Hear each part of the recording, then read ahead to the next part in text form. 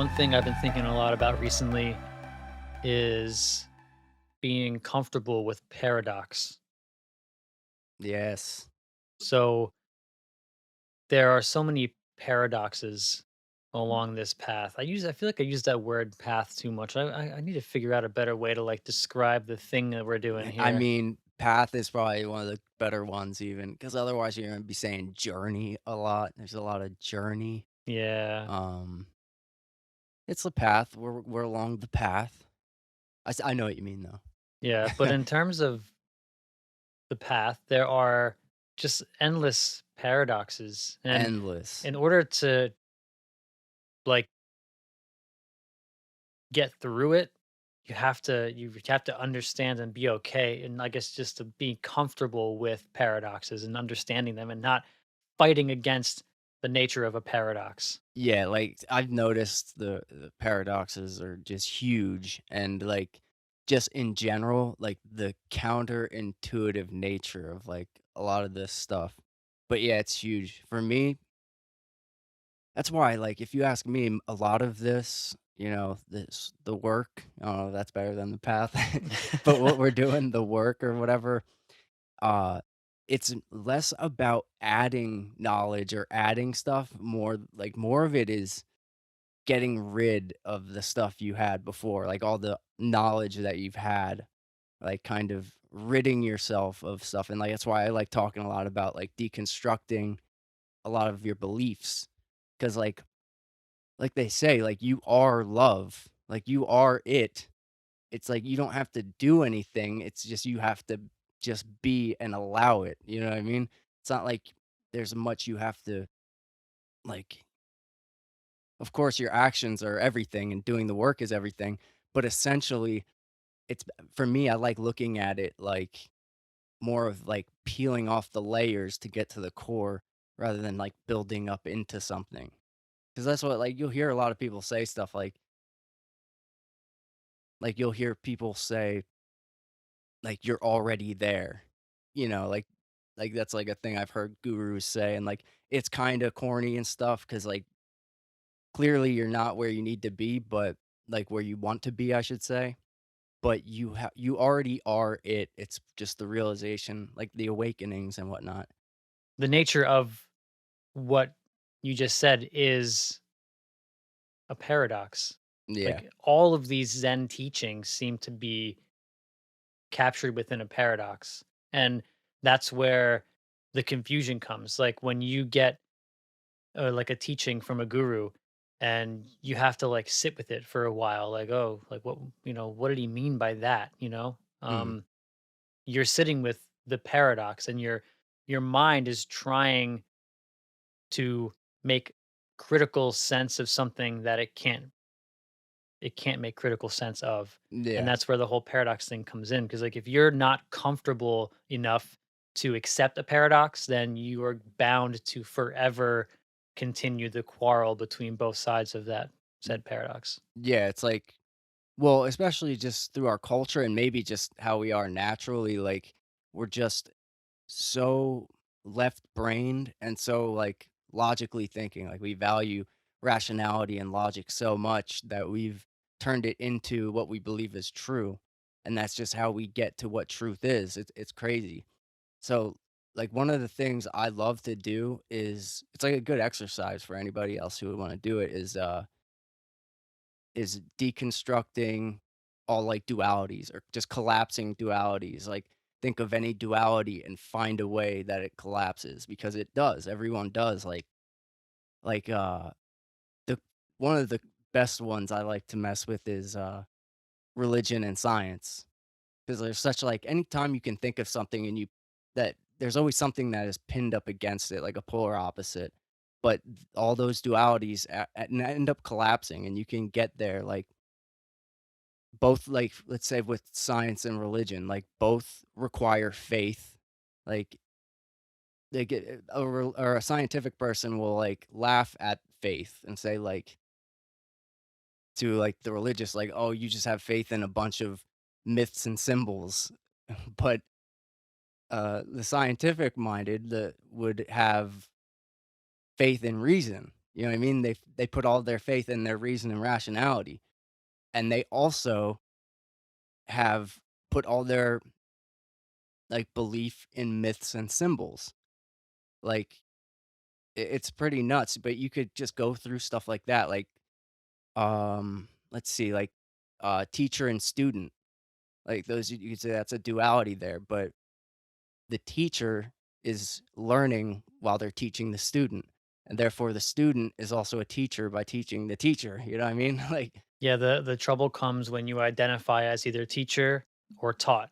That's where the paradox comes in. That's where the duality comes in. And that's where you can, if you break that down, all dualities form or participate in the same unity, which is a paradox. To say mhm, that everything is two, but everything is also one doesn't make sense. yeah, But you have to explore those two ideas to their absolute depths in order to like to understand what a guru means when he tells you, as Ram Dass said, his guru told him, love everyone, but tell the truth. mhm, So he said, if I tell the truth is I don't love everyone. So what am I supposed to do? And like you could sit on that for like years yeah, and that be your only teaching, and you can gain so much from diving into the depths of both those concepts. Or another good one that I heard him say recently: the path is not difficult to those who have no preferences, yeah, yeah, that's a good one. because it's with your identification to your preferences and your identification to the dualities, I guess, so to speak. Mhm, You are exemplifying your separateness instead of exploring the mystery. So another thing that I like to think about is like the unity of opposites, and how two separate things, when put together, equal more than just the sum of its two parts. right, yeah, yeah, Like what comes to mind is like Dragon Ball when they do fusion, and right, they're not just adding to each other's like power level, they're significantly multiplying it as well, mhm, because you know you don't always just get the sum of two parts when you mix two things together. It's like there was a concept in college when I studied graphic design. There's a concept called visual verbal synergy, where you can have like words and then like an image, and separately, like those two things don't really mean too much. They're very separate. They're not, they're just kind of floating out there in the ether. But then when you put them together in like a skillful way, you can, just with one passage and one picture, you can say a valuable lesson of a million words. right, or like, it's like the organs in a human body, you know, put the organs together, you get the human body. Absolutely, which brings me to another really cool concept. Have you ever heard of like emergence as a concept? I mean, yes, but I'm not sure I know what you're gonna say here. Well, I mean, actually, it's along the same lines of what I was just saying. It's like when you have like a whole bunch of things, like the cells in a body, or like the organs in a body. Those things separate, if you just took all the organs and you put them on a table, or you took all the cells and you just kind of like separated all of them, then what you get is just a bunch of cells or a bunch of organs or whatever. Right, But when you put them together and you sync them perfectly within a human body the way that it is, what emerges from that is human life and right, consciousness. Well, right, maybe not consciousness, but the tuner of consciousness, or like something emerges where you create something brand new out of a bunch of individual parts that really have no business, you know, right, in they're the business of nothing. life. So I guess like one of the ultimate questions that we sort of gear ourselves toward is, so how does consciousness emerge? What does consciousness, human consciousness, emerge from? Does it emerge from a collection of neurons in the brain, or does something else emerge that allows us to take consciousness into this physical form? Well, I would say that consciousness, well, I would say everything emerges from consciousness rather than consciousness emerges from any of that stuff. I would say that consciousness, that's why I say, like, it's fundamental. Everything else comes after.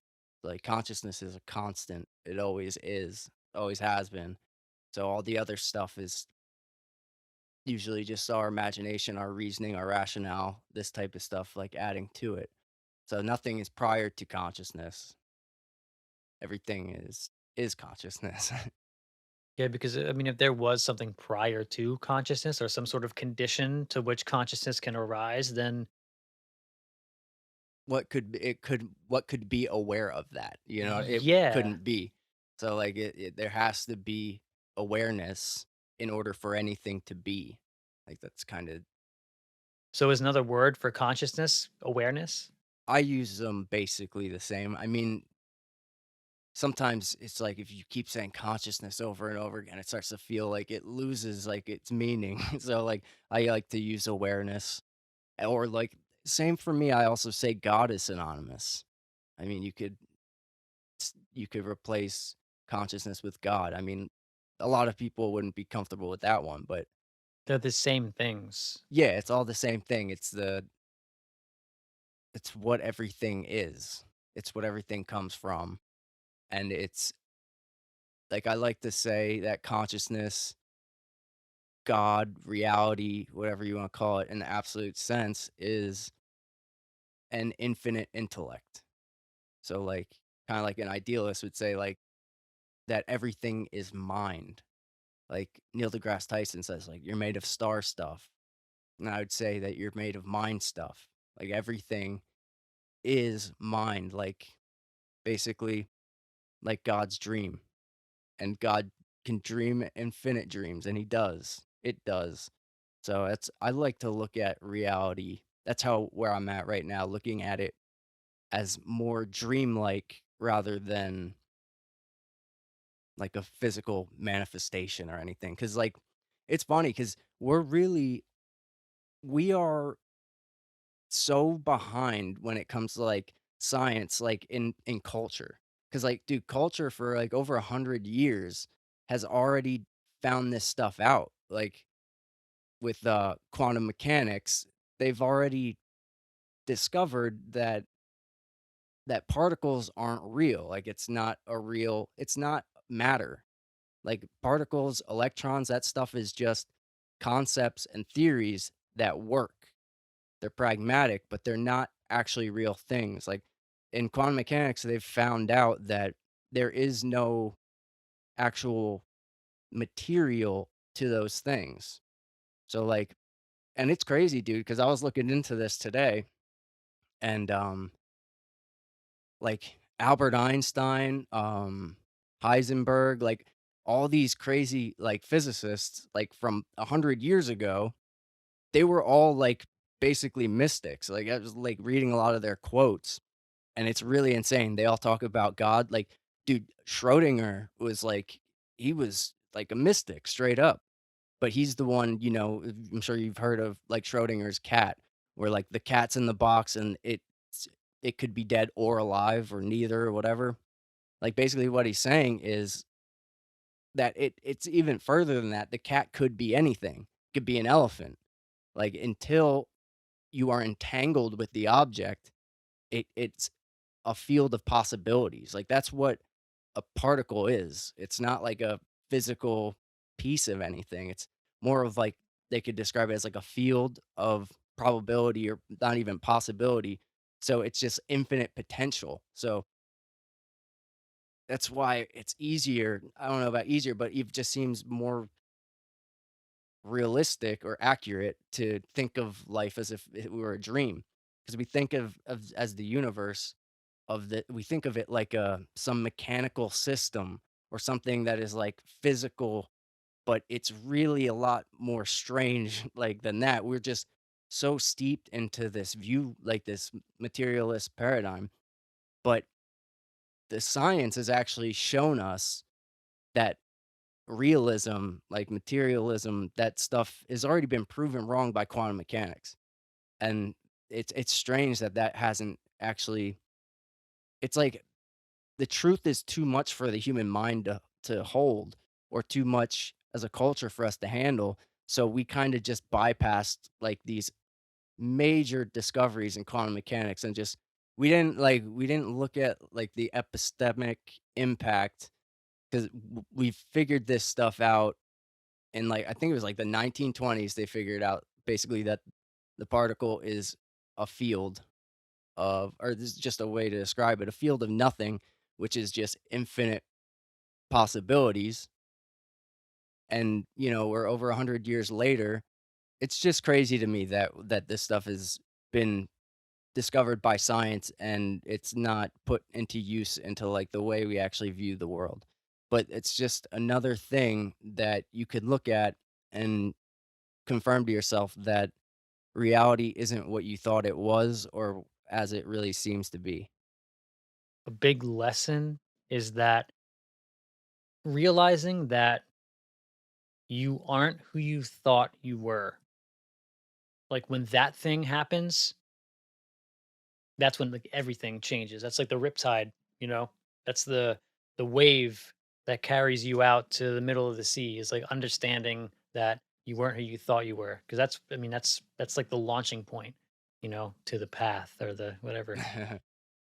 Yeah, I mean, I was, like, saying this the other day. I was thinking, like, it's crazy how we just go about life and people aren't just constantly, like, looking at each other and just suddenly thinking, "What are we doing? Like, what is this? What" like, that everybody is so used to their life and they just do whatever, but nobody stops and looks at each other and be like, "Hold on. What is this that we're doing? What is everything around me right now? Like, what is it actually?" And then the thing is, and I think one of the reasons why people don't do that is because they just simply say science. They have this idea in their head that they were taught that everything is just particles that came out of a big bang, so we understand what's happening. Like, if you look at a person on the street and be like, "Dude, what is going on? What is this? Like, what are these avatars that we're wearing? What is everything that's happening?" This would be like, "Dude, you learned this in first grade science or whatever." Like, they think it's already figured out, and it's completely it's a huge mystery that people don't think about, a lot of people. So they think that they already understand to a degree, so they don't have to think about it anymore. Well, think about animals.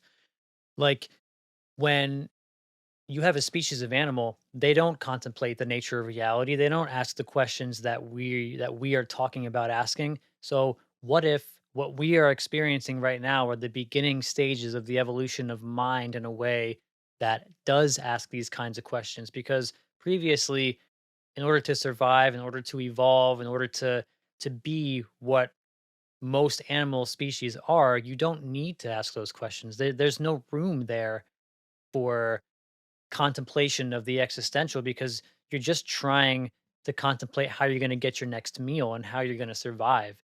And now that we've come to a place where we obviously have a higher ceiling of potential when it comes to like consciousness in animals.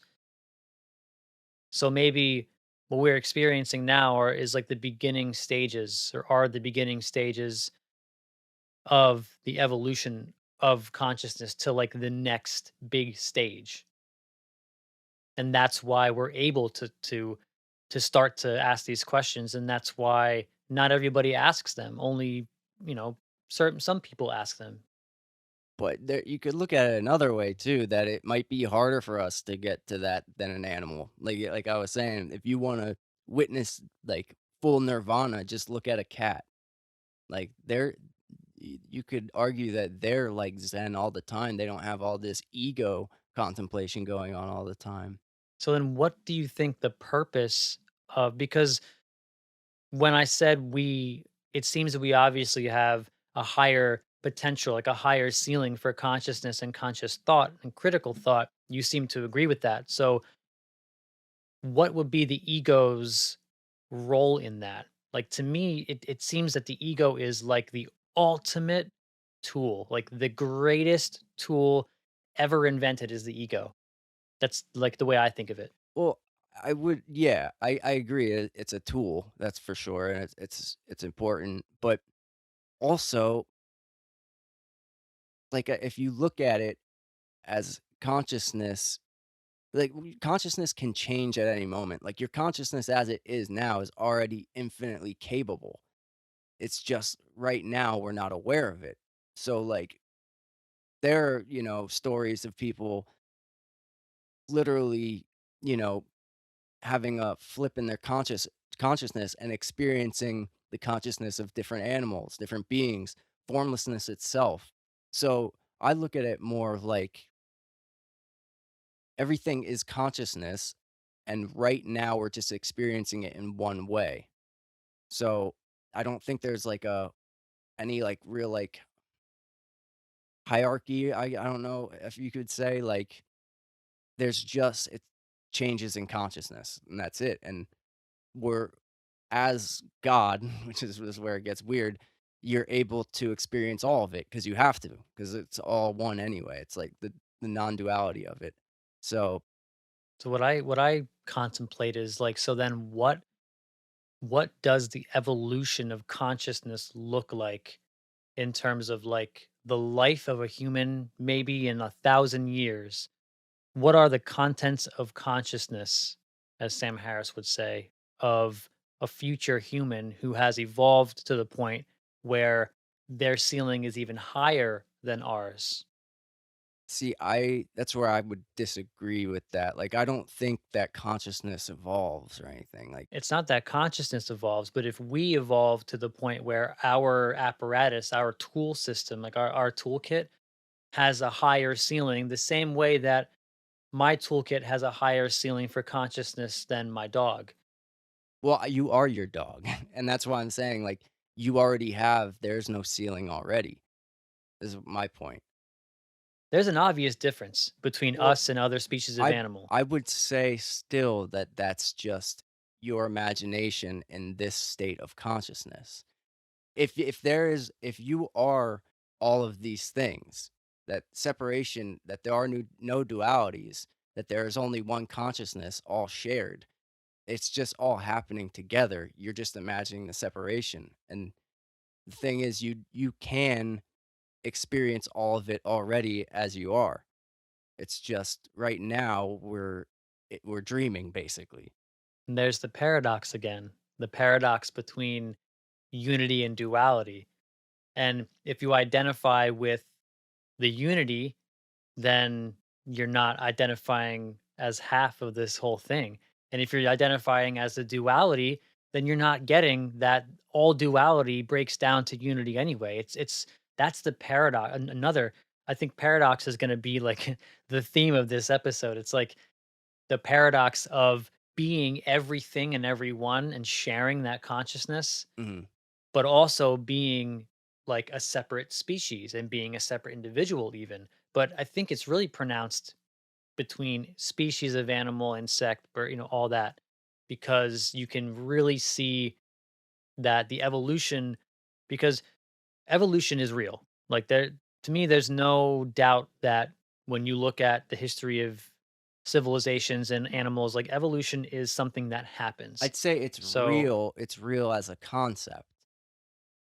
well, what is a concept then if it's not applied to some sort of physical reality in which the environment is affected and works with? Well, it's only real in your state of consciousness. So like if you so it's a concept that humans create. So that's the way we look at things and describe it to associate with time, which is also a concept. So like if that's where it gets weird. Like if you were an earthworm, evolution wouldn't exist. It wouldn't exist as a concept. But since in this state of consciousness, it exists as a concept. So it it's not that's why I mean it gets weird when you start saying like what is real, because it's real right now as we're talking about it because it's real as a concept. But that's all dependent on your state of consciousness. I think the other side of that is that if there is a worm who's crawling on the ground and then like a fully formed human with leather shoes comes by and steps on it, that is real. And that the thing that sort of makes it real is the ability to actually inform and change consciousness itself, because you can snuff consciousness out of a certain branch of it by stepping on the worm. But you notice as we're saying all this stuff that none of that is real. Well, by real, what do you mean? Well, that was my question, kind of. That's why, like, it that's how you have to define real, and, like, if we're talking about in the absolute sense, all that stuff you just said isn't real. I mean, there is no earthworm, there's no man stepping on it. But Oh, see, I think the problem with that line of thinking is that again, you're by saying the absolute, you are identifying with the unity part of it, and then you're ignoring the duality part. well, that's why But I the said absolute, because, like, if you're talking about the duality part of it, then we're just talking about this one specific dream, which can change whenever. Like I said, like, when you're dreaming at night, you don't think too deeply about, you know like, the science of that dream or this or that. It's just all happening. So right now, we're just that's why, like I said, I like to at least when I'm talking about the absolute sense of it all. But if I'm talking about just, like, the scientific theory of this dream, then yeah, evolution exists as a concept in this dream. But I would say absolutely all it exists as is a concept, same way that, mathematics exists as a concept. It's like it only exists because we created it. It wasn't happening necessarily until we created it in this dream. Or it's like like a quantum version of thought or something. It's like you're not the things don't come into existence until you like create the paradigm in which they well, thrive. basically, I mean, we'll look at even like I was saying before, like the Schrodinger's box, like the cat in the box literally is infinite possibility until you open the box. Oh, I'm glad you brought that up. Like, let me ask you this. So, okay, isn't that itself more conceptual than like the physical cat being in the box as an assumption? Like, if you're going to take one of two positions and you're going to say, um, the cat can be anything. The cat might be dead. The cat could be sand. The cat could be a guitar. Like, there might not be a cat at all. Or there's probably a cat in there, Like Well, those having both of those as like separate thoughts, it seems to me that when you talk about whether one is conceptual or not, the argument could be made that the more conceptual thought is that the there could be anything in the box. well, they're both just concepts. The only reason I bring up that is because science is the tool that we use as rational people to distinguish what's real. Mhm. So, like, if you're going to go along that route, then you have to look to what science says to distinguish what's real. And that's like our best barometer in this dream. And science will tell you what it is infinite possibility, even. It's just that would be just another way to look at it through science. But at the end of the day, none of it's real unless it's real. Like I could show you like my hand is real because it's here now and I can't deny it. But like anything you say or any argument you have, I can just deny it because that you can't show me it's real. You know what I mean? Like so that's just like one way of thinking about it. I just thought it was really interesting that science, physical science turned in on itself and said, "No, it's not this isn't physical." Like, when it discovered in quantum mechanics that a particle isn't physical matter. Isn't it interesting that science makes a breakthrough when it becomes comfortable with a paradox?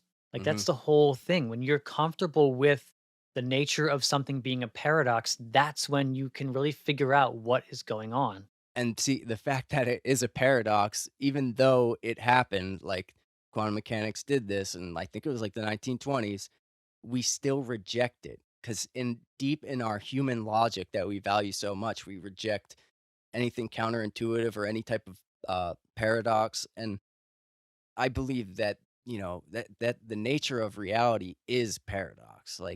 Absolutely. Like only reason we think reason is is important is because we put our faith in that. That's it. Or because we don't have any other choice. Evolutionarily, we're still developing the tools to question existential reality. So we might not even be capable yet. The reason why we might be stuck in these thought forms is because we're still evolving out of a solely physical survival type development process. If you look at the evolution of animals or anything, it seems to be an evolution of consciousness. It seems to be an evolution of your capacity for thought. Because consciousness can mean a lot of things, but in this circumstance, I'm saying consciousness being like the capacity and ceiling of like your potential of thought and accurate critical thought. Yeah. Well, then you're just thinking about you're saying thought, not rather than consciousness. Well, yeah, we're like I was saying, Like yeah, that the that wasn't I wasn't saying that that is the same definition of like what you were using as like a more meta version of consciousness, well, but like that, like you are consciousness, not your thought isn't consciousness. Everything that's happening is like it's like I was like the way to best way to understand what I'm trying to say is like through that's why that quantum mechanics fact is is important to know that if reality isn't made of physical stuff, then what is it made of? And it's made out of what I'm saying is mind stuff, mhm. and mind stuff is it's all consciousness. So like when you're talking about evolving like consciousness, I think like the way I'm thinking about it is like evolving critical thinking. The way I think about consciousness is or like the way I think about consciousness in terms of evolution and what it means to evolution itself is there seems to be, for lack of a better phrase, we'll say coinciding with evolution, there seems to be an increase in consciousness or conscious awareness. I like that phrase better. Self-awareness. Mhm. If a dog looks at itself in the mirror, it can clearly see what's happening in the mirror, but it doesn't have an accurate frame of reference for the concept of like a mirror, of seeing yourself. Right. Doesn't The self-reflection part of it, like being able to self-reflect, I think was probably the catalyst of our most recent evolution from like, basic hominids to mushroom eating humanoids whose right. brain size doubled in, 20,000 years. It seems that consciousness is the difference and like the level of consciousness or like the level of conscious awareness, the ability to understand things bigger than you on a larger scale than you were able to previously contemplate. Maybe that's a good way to put it. Yeah, it just gets weird talking about it because consciousness can't evolve because it's consciousness is already infinite. It's our like consciousness is infinity. So like there's no room for it to evolve because it already is. So everyone believes in God. I've come to that conclusion. No matter what you say, no matter who you are, everyone believes in God. Do they? Yeah, How? because they have to. So I if would you disagree. if I you talk to an atheist, like say you're an atheist, mhm. and I ask you like, so what so do you believe in a process that is larger than yourself, that is complex in a way that you can't understand? They would just say I believe in evolution. Well, they would say, well, just in terms of like if you just look up into space, there is a lot of stuff going on out there that seems to be perfectly intricate and complex in a way that we can't understand. So what that would mean to me is that, To you. well, yeah, You well, could this is find just a thought you could experiment. I'm saying that's what I'm saying though. To you, it seems reasonable, but you could find, I would say, plenty of people that would say that the universe wasn't created by an intelligent No, creator. I'm not saying that at Well, all. that's what people think God is. But that's why when I let me get through sort of the thought experiment. So when you think about would make that thing that we had agreed upon is complex and a weird process that we don't understand, what would make that quote unquote God? So one thing that will make it God would be that it is it is inspired by an intelligence that is greater than ours. So with complexity, with processes that exemplify complexity, comes intelligence. it's inherent in complexity and a process that is moving toward something because all processes have a purpose. But see, this is where I'm saying there would definitely be people that would already be disagreeing with you. Purpose not meaning like, something woo wooey, purpose meaning like the earth revolves around the sun because if it didn't, the I'm not earth would burn itself out. Like that in itself is a reason for one of these complex things happening. So if you look at the reason behind or the function of the universe, you can't deny that there is some sort of intelligence that we can't comprehend that goes into that. people do though. But A lot of people. but if you would sit down and explain it to them in this way, it's almost an undeniable way to say, like, you do believe in something bigger than yourself. But when you hear the word God, you immediately deny it because God to most people means a dude in the sky with in a throne with a big white beard who's judging everything you're doing. But Sure. Well, if you say to somebody, "Here, I'm gonna explain to you what I believe God is," and if you don't like, you have to believe it. it's not that. What I'm saying is I that know I heard what you're saying, but I'm telling you, dude, maybe you just haven't talked to enough people recently, but they will not believe a lot of people won't believe any of that. But that's my whole point is that you're right. They won't believe it, but you can get them to answer yes to any of those questions and they if you But don't underlie it with God. sure, But when you do underlie it with God, that's when they say, "Oh no, no, I can't I know I can't consider it woo wooey or God because science didn't say so." But deep in us, but we when all have that ability to think about things that are larger than ourselves in a complex way that we can't but understand. but all you said there was that these systems that there's a bunch of systems bigger than you that have purpose. So, like, you didn't get to the God part, which is like a single intellect, like a Well, it might not have to be just one single so you're intellect. saying there's multiple gods then? Well, I mean, I don't know, but what I am saying is that you can get any atheist to essentially like answer these questions in a way that you can assume that they believe in something that is similar to like what we say God is. The whole point of this exercise is that like the word God is so demonized and nobody wants to hear it. But unfortunately, it's like the only word that we have that we use universally to describe these types of Well, things. it's just because that's what it is. I mean, it's perfectly laid out. It's just I think it's more that religion just kind of bastardized it and science too. Like that it's more just people misusing the word rather than that just gives it some weird type of like some weird meaning that isn't what it is. That's why like you said, like every time you ask somebody like, "Do you believe in God?" You're asking that person whatever they think God is, if they believe that, which if they think God is something silly, they don't believe it. Exactly. But It if has to they be think defined it if they first. yeah, if they think it's like something reasonable, since people are reasonable, they'll say they believe it. None of that even matters. Like it's just it's weird, but, like, you can, like, get an atheist to agree to some of those things if you rationally explain stuff to them because they believe they put all their faith in rationality. God is rational in the sense that we talk about God. I think it's extremely rational to think about.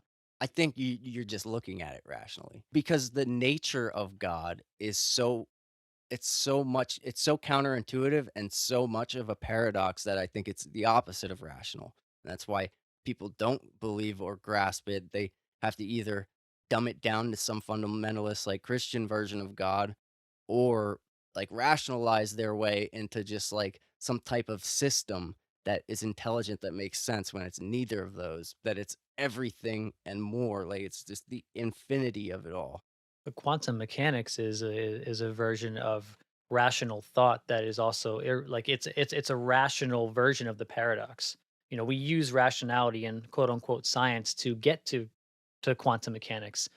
And if you can get to something that's so paradoxical using rationality, I'm just saying I think that you can use rationality to get anywhere, but you have to be open to That's well, using it that's the in that thing. way. That's the thing, though. You can use rationality to get anywhere, and that's why most all physicists that live today are still materialists. They understand this stuff about quantum mechanics and still rationalize their way into a material reality, not knowing that it's just like I said, rationality, it's just a tool. There's nothing true about it. It's just something us humans have to use as a survival tool. It's not used to figure out the divine or to Mhm. understand God. It's just it's not what it's used for, and it never will be. I mean, you could rationalize your way into things, but it's not the same. All I had to do was take mushrooms and my rationality changed. Like the way that I rationalize things is now different. So if rationality can be altered, then you can really get to these places using certain forms of rationality. It's almost like an essential tool of understanding the nature of things. Right. Well, that's another thing quantum mechanics proved is like there's no objectivity either. But what you're saying, like with rationality, it's relative, right? So like it doesn't actually mean anything except for what it means to you. Because like what's rational right now to us isn't rational to somebody, 1,000 years ago, or what we're thinking rationality is wouldn't be rational to somebody when everybody on the planet thought the earth was flat, that was rational because that's just we're being rational. Of course it's flat. And then but now that's irrational. Like everything, all this stuff is relative. So that's why it's really and it's really all word games when you think about it. It's just like word games in this state of consciousness. So that's why like the divine can't be described with words. Like this stuff when having those type of experiences or when you have a connection with God or, your higher self, whatever, it's just it's indescribable and you can't share it with anybody. That's the thing. It can't be shared. It can only be found from within. That's why it sounds like you could tell somebody that hasn't had the experience, you could tell them all this stuff with like your deepest truth and just tell them like I know that this is what it is and they'll laugh at you. And they'll be like, this guy is stupid and he's irrational and he has no idea what he's talking about. And they'll walk away and not think twice about it. Be like, that guy is fucking crazy. But it's just it's the nature of it. I mean, the only way you can know about it is like searching within, and it sounds ridiculous because everybody is we've been as a culture and a society, we've been searching outwardly, externally for all the answers, which is the wrong direction. So like with the quantum mechanics, looking outward, you can get it can it's like a finger pointing at the moon. Like the quantum mechanics, the outward stuff, it's the finger, but it's not the moon. Like the only way you can see the moon is by being the moon, by going within. The map is not the territory. Right. It's a classic quote. But yeah, the external stuff that it's just it can only point you in the direction of the thing itself. It's so mind-bending and counterintuitive. That's why like trying to talk about it and rationalize it and like explain it or try to just get closer to it with words is just like a giant maze. I wish I could do it better. There's some people out there that really can weave their words in a way that gets you to resonate and say, "Yeah, that's what it's like." And those are some special people. Those are Yeah. people who are close to the thing. You know, the Ram Dasses, the Terrence McKennas, the Alan Watts. You know, these And people. it's also spending so much time using your words, like, talking about it is the way to get better at that because you have to use your words. Like, you could be a master at, like, really understanding yourself and reality, and if you never talk about it and you try to one day, you're gonna be like, you know what I mean? These people are intelligent, and they've been there, and they've figured out a way to communicate it. That's like a skill in itself. Like, it's the hardest part, really. I mean, it to get there is one thing, and then to bring it back and try to pass it to somebody else is, like, nearly impossible. So you could try to point people, but it's just it's insane. Yeah, you can really only just help people to realize it for themselves. And like whenever I think about that, like the evangelical nature of it. Like I personally am in no place to tell anybody else what they need to think or how they should approach this kind of thing. But the way that like a guru does it is they will show you the path that you need to go down in order to figure the thing out for yourself. Right, It's an and that illumination of the path. It's not like people think that a guru, you sit in front of a guru and they tell you what to do and like they tell you everything with their words and they're just like this ultra being that, you know, that can rationalize again, that can rationalize the universe for you so that you can understand it. But no, that's not what they do at all. They play tricks on you, they play jokes, and they make you do things that are ridiculous in order to take you down the path to illuminate it for yourself so you can experience it and you can find the answers. yeah, 'cause well, that's the only way you can do it, right? I Yeah. mean, nobody and that's the this is more another paradox, but, like, telling somebody it straightforward is counterintuitive. Like, if you try to tell somebody it, they'll turn around and think the opposite because the words can't do it justice. You have to, like I said, it's all found from within, which is crazy. That, like, to know that you actually have the mysteries of the universe inside yourself, the mystery of everything that you've wanted to know and thought as a human being it's impossible to know, because that's just the problem with that is that you've assumed that you're just a human being. It's just an assumption or something you've been told. Like, you never came up with that idea on your own. You didn't discover the human being. You were just told you were a human being and upset and just accepted it and moved forward and thought that you hold all the limitations of the species forever and you're just stuck that way. But you're actually capable of much more and you can experience far more consciousness than just like what you consider standard human consciousness. I mean, I was listening to Aubrey Marcus the other day and he talked about at Burning Man, he was sober one night laying in bed and he had an experience that you call like a seventh dimensional experience or whatever, and he said that he experienced being a bee. Like his consciousness was a bee's consciousness. So he understood what it felt like to be a bee and serve the queen. And like that's something that is irrational and insane and doesn't make any sense, but can be experienced. And like like so many people, I mean, relatively, it's a tiny number because so many people don't have any clue about any of this or just think it's impossible anyway. But there's, thousands of people have experienced this kind of thing. And like now with the stuff I'm reading about the out of body experiences and stuff, that's a whole nother thing that you can do with consciousness that everybody can experience stuff that sounds like it's out of a movie, basically. Sounds like it was written in a comic book or something. It's just absolutely insane. Yeah, I mean, I've experienced some of those weird like consciousness shifting into other beings sort of experiences too, like with mushrooms.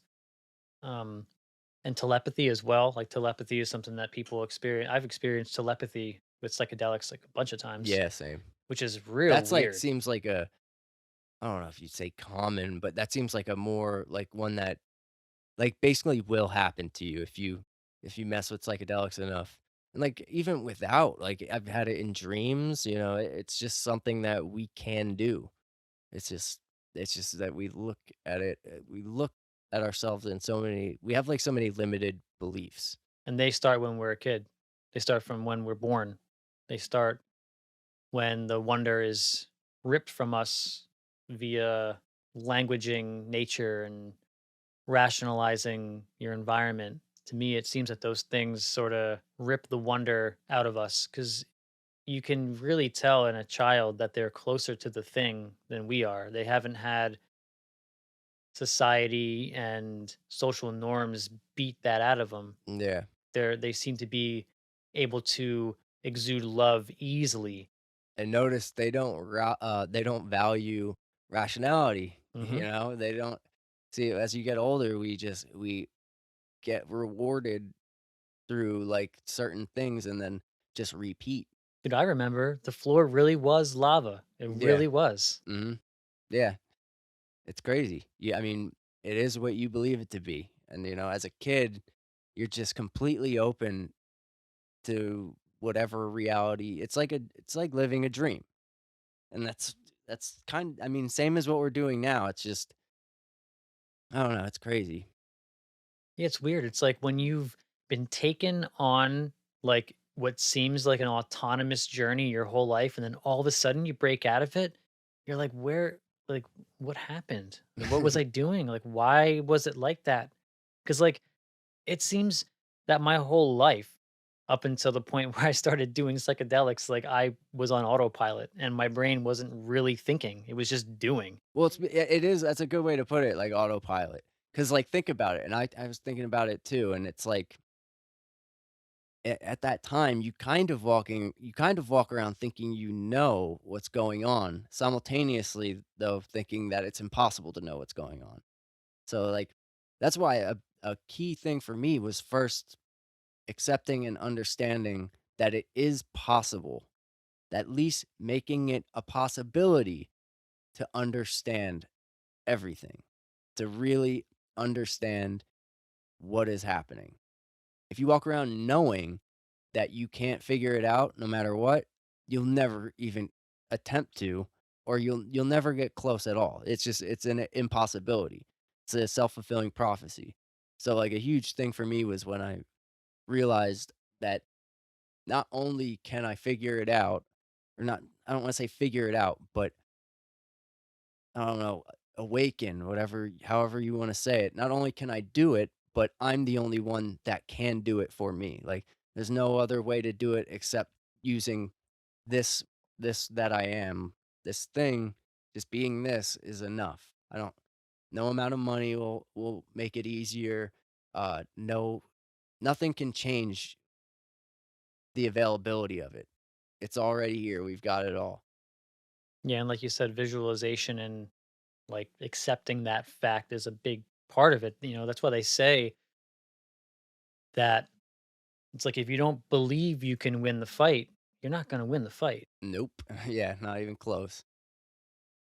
Week by week here, we've been like following your journey of what's going on with your sleep and with these out of body experiences. So yeah, let's just quickly just go over what you've been getting into. Well, so now what I've introduced is, this dream tea I've been making. I'll take it, like, maybe 3, 4 times a week. So I do, mugwort tea, and then I throw in some Egyptian blue lotus, and then I'll drink that, like, I don't know, like half hour to an hour before I go to bed. And dude, since I've been doing that, it's worked. Like these dreams I've been having are extremely vivid and the recall is on point. So, like and I've been starting to, like, really get some stuff out of it because I wake up sometimes after doing this, I'll wake up and remember my dream like it's something I had just done, like, for real, like, it was as real as this, and, like, I can remember it just how I'm going to remember this later. So I remember the stuff and the detail to it, and I'm, like, starting to understand the purpose of the dreams and what I'm doing in them, and it's like the way I've noticed it is, like, each dream like, every night, it's like we don't realize how much shit we're doing at night because we just forget it when we wake up and then we say, "Oh, we didn't dream." But no, we're, like, being put in dire situations, and the way I'm seeing it for me right now is, like, I'm being put in these situations that are so deep, and I'm being tested so hard in, like, these ways that are, like, with people and things that have, like, in my past and, like, all this stuff that it's just testing me so deeply, and I'm failing so hard. Like, in these dreams, I'm like, I'm cheating, I'm stealing, like, I'm put in positions where I can do, like, the right thing or, like, the pure thing or the other, and I've noticed a lot of times, like, in these dreams, I'm not doing what I should do, which tells me, because 'cause I'm not lucid in these dreams, which tells me that when I'm in that autopilot mode, I would be doing that same stuff in my waking life if I was put in those situations. So, like and it's amazing. So now, like, it's forcing me to behave better in this state so I can progress in my dream state. So it's like I'm living these 2 lives. It's really crazy. And, and, another awesome thing, uh, that I experienced is I haven't had a lucid dream in, like, maybe, like, 2 years that I can remember, at least. And, like, a couple nights ago, I took my tea, and I laid down, I put on my headphones, and I, listened to, like, some theta waves that helps, and, what do you know, I had a lucid dream. And, it was really short, and oddly enough, the dream recall wasn't as good as my other dreams, but I did get lucid a few nights ago, and, like, I remember the way I became lucid was there was, like, cars driving around, and I was able to, like, put my hand out and, like, stop everything from happening. I was like, "Okay, I'm in control." But it only lasted, like, a short amount of time, and so I got up, but at least I got there. So, like, I'm making progress, which is good. So I'm gonna try again tonight. I've noticed that the theta waves really help, though. I think 'cause all the other nights I wasn't listening to any what is it? Binaural Yeah, beats. I wasn't listening to any binaural beats when I was having all my other dreams. I was just, going to sleep with the tea and having these vivid tests. Like, I was being put through the gut, and then, like, I'd wake up and I'd be like, "Damn, I just really fucked up. Like, I'm bad. I'm not doing it right." So, like, it was just like a huge realization for me. So, like, now I'm really trying to put in the work in this dream state, and, it's crazy, man. It's like every night it's been something wild, and, like, I've noticed as a pattern, though, it's like it's been pretty pretty much sustained failure. So I gotta do better, and then, I can tell too, it's like a purpose behind it. It's not like nothing. It's like you do better at this and you'll go further. It's like there's more to go. I'm just at a point right now where I have to progress more until I can go further in the dreams. And that's making me do it in real life too. So if I behave well and do the right thing, then when I'm in a dream on that autopilot mode, I'll do the right thing there, and then hopefully I'll be able to progress. That's such a practical way of using your dreams. It's amazing. Dude, it's insane because like I've had like this like a realization that it's like I've been doing this stuff all the time. Like, I'm not remembering it is the issue. Like, when we go to sleep, this is the realization I've had. When we go to sleep, we are being put through the gauntlet. Our soul is being tested constantly in like a very real way, but you just don't remember it. It's very strange, but like it's been very consistent. It's always had the same themes. It's had like it's really eye-opening, and it's like, "Oh, I've been doing this, and I've been being this way every night in these tests, and I can surely be this way in my waking state." It's crazy. I think I had told you that I read this book called Psychedelic Cannabis Yeah, yeah. by Daniel McQueen, and I interviewed him, which that's next week's episode. I'm dropping that a week after this one drops. Um, and what that book goes over is the science behind using psychedelic or using cannabis as a psychedelic, and also like ways in which you're supposed to go about doing it. It's like half a meditation book, half a psychedelic, handbook, and half a that's three halves, but and half a, a scientific cannabis book. So what I've been doing, so I went out and I grabbed like a little vaporizer because he in his book recommends a vaporizer. And that's what he uses in his clinic because he has a clinic in Colorado, which is actually 10-year anniversary is coming up on 420. It's pretty awesome. Nice. Yeah, we talk about that a little bit. Um, and so I've been implementing this into my nightly meditation as well. And there have been two times where I've gotten to what seems to be like the threshold, like the spot before it becomes psychedelic. And what happens is, so what I'll do is like I'll pack up a bowl and I'll just kind of like relax into laying down and being in bed. And I'll just smoke the bowl for a while just to get myself like a baseline level like of the medicine in me. And after I relax into that and I just chill, usually I'll watch something or I'll, just kind of play on my phone, and anything that I can do that's going to alleviate stress. I'm not going to be reading social media and things like that, nothing like that. Um, and then after I can settle down, I grab the vaporizer, which is fully packed up, and then I'll just blast that for a while. And it seems that the mixture of the smoked cannabis and the vaporized cannabis really work well together for me, which I've noticed. And there were 2 times where I got to a point where, like, I'll be laying still and I'm just breathing, focusing on my breath, doing, what's called, like, a body scan meditation, which, he outlines in his book. Um, and I'll get to a point where my entire body starts to vibrate, like, ferociously, and I start to get, like, a little freaked out. I'm like, "Whoa, like, why is my whole body, like, shaking?" Like, it's a ferocious vibration. It happened twice. That's the farthest I've gotten. I think what happened is, like, I fell asleep at some point after that, like, when you're laying down at night in bed, you know, high, that Yeah. happens, and I think generally if you are trying to use cannabis as a psychedelic and you're going to sleep, I don't think like, you're falling asleep during the session, I think that means you haven't taken enough, so maybe I should just increase the dose.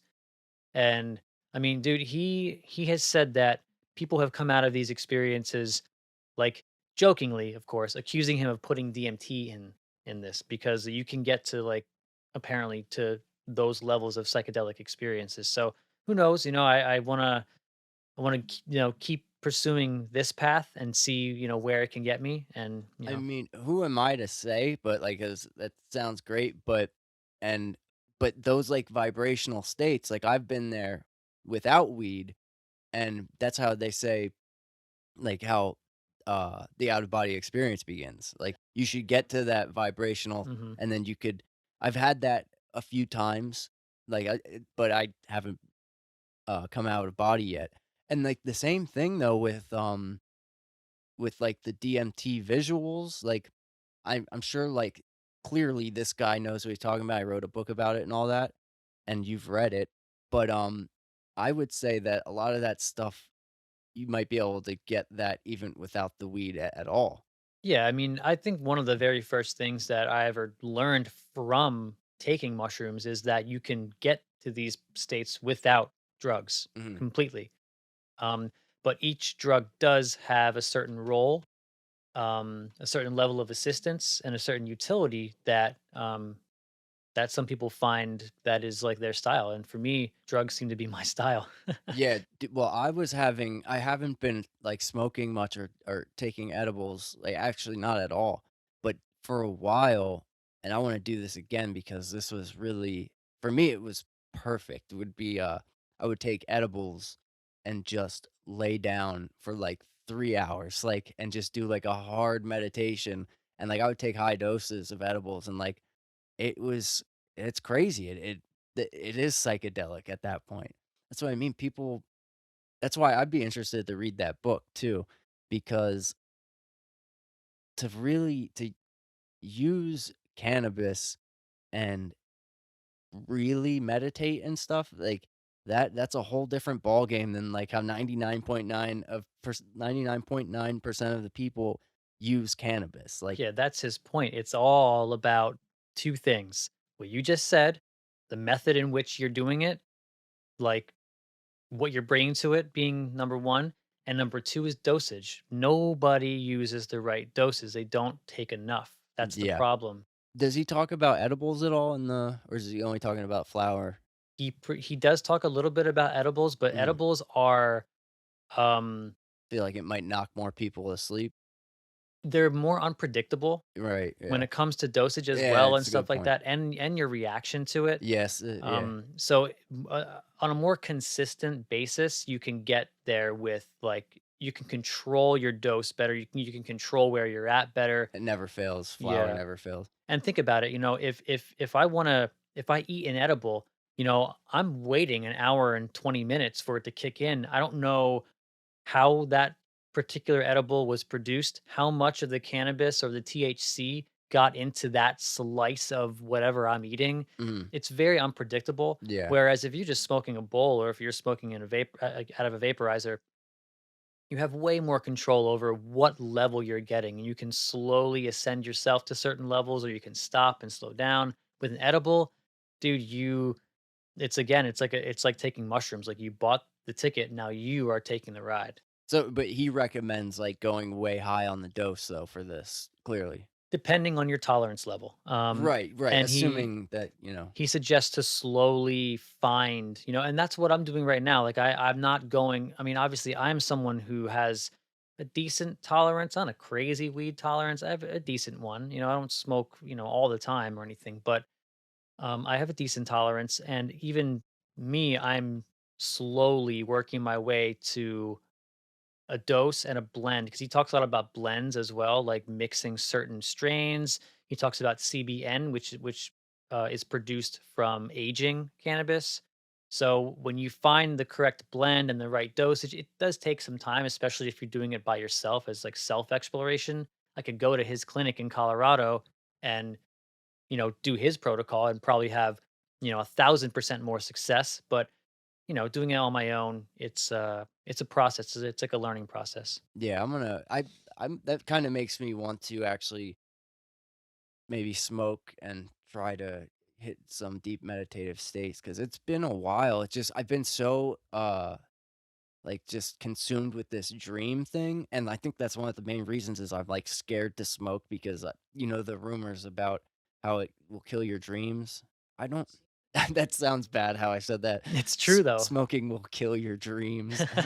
No, but that, like, I guess, they say when you smoke that you won't dream as much. I don't know how true that is. I think there's some truth to it, It's but true for me. yeah, I like seldom recall yeah. dreams, but sometimes I do. Sometimes I'll smoke a lot before bed and Some I will dream heavily. yeah. So, I mean, who knows? I mean, but I will say that I haven't been smoking lately, and I'm crediting the mugwort and the Egyptian blue lotus though for the the dream recall. It's been insane. Like, Whatever you're doing, it yeah. seems to be spot on because dude, you are doing some really intensive work in your dreams that people only dream of. Yeah. Nice. Yeah, man, it's Hold on, wait, absolutely ready? crazy. Yes. Damn, that's awesome. Yeah. Um, yeah, I didn't take the tea last night, so I'm gonna take it tonight, and, I might do the beats. The beats really made a difference because, dude, I only did it once with the tea, and that was the time I lucid dreamed. Um, but yeah, I think I'm gonna try that. I'll try it tonight, maybe with the headphones on as well. Yeah, we'll discuss the Yeah. progress. I like talking about like the progress that we're making. Yeah, It's a well, fun it's the conversation. cool part about it is it's actually progress too, like, so, like, if as long as we just do it, I mean, I've been doing it, you've been doing what you're doing, and, it works. It's just you just gotta do it.